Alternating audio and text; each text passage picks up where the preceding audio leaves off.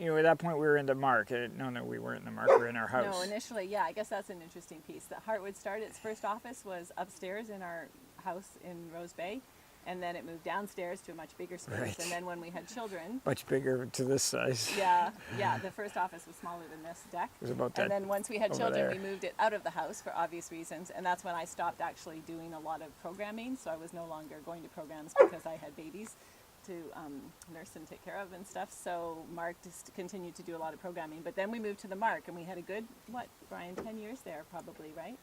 Ish, Paula, what do you think? 95.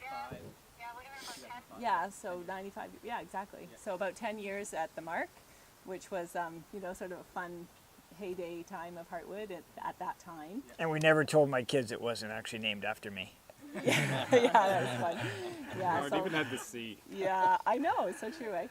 So lots of really good, yeah, so that ended up being a great facility for us because we could run a lot of our programs out of there, which was good. And at that point, Heartwood was a vital group of staff of up to 15 when we had all of our programmers on board doing our programs. So we needed that kind of space, and it was great. And I guess I would also want to acknowledge just South Shore and Lunenburg County in particular, who really embraced Heartwood and helped us to grow it there and supported us by letting us have our offices at TheMark at a very nominal fee, and supported our fundraisers and donated tons of art to our art auctions, and just sent their kids to our programs and believed in what we were doing, and I think supported it very, very well over, not without challenges sometimes, and not without us having to explain what we were doing to some people for sure, but board members, like all the initial players of Heartwood came out of Lunenburg County, and that's huge.